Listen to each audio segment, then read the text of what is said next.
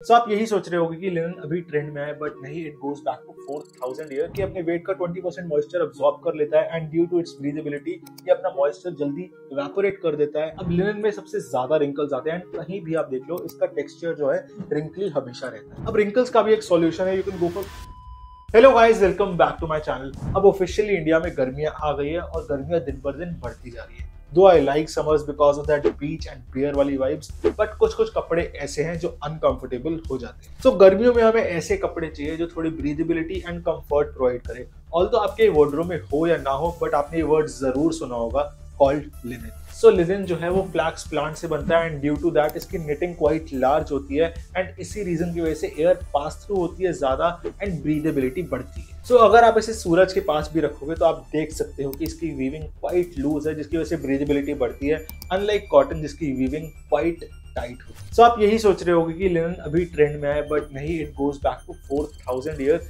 Egyptians ने robe और चोगो में इसे यूज किया। अनदर बेनिफिट लिनन का ये है कि अपने वेट का 20% मॉइस्चर अब्सॉर्ब कर लेता है and due to its breathability ये अपना मॉइस्चर जल्दी इवेपोरेट कर देता है एंड इसी वजह से स्किन से नहीं चिपकता। अब लिनन की तारीफ तो बहुत हो गई, बट लिनन परफेक्ट नहीं है, लिनन के ड्रॉबैक्स भी हैं। सबसे पहला है रिंकल्स। अब लिनन में सबसे ज्यादा रिंकल्स आते हैं एंड कहीं भी आप देख लो इसका टेक्सचर जो है रिंकली हमेशा रहता है। अब रिंकल्स का भी एक सॉल्यूशन है, you can go for cotton blend linen, जिसका आइडियल रेशियो होता है 70-30, that is 70% linen and 30% cotton and 75-25।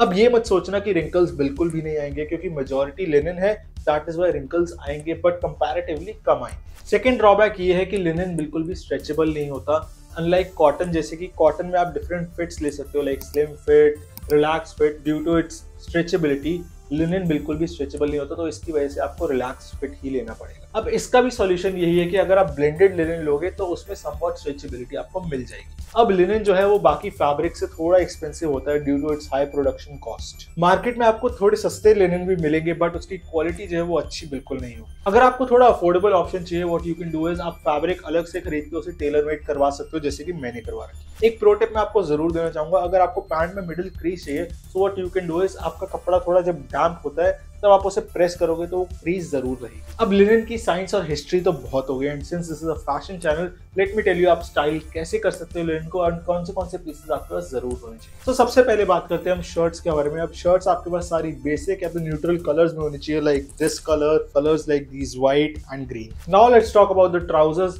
I would suggest you guys to go for white or cream color trousers or colors like these जो थोड़े darker tones में, like this dark green or blue। अब आपको अगर all linen outfit create करनी है, what you can do is wear a trouser like this and ऊपर से शर्ट पहनो तो थोड़ी casual look होगी, और अगर इसे मैं tuck in करूंगा तो थोड़ी semi formal look होगी एंड honestly ये बहुत ज्यादा classy और dapper लग रही है। And if you want to create an outfit for a sophisticated or a formal occasion, what you can do is आप ऐसे एक blazer को ले सकते हो, ये भी linen है।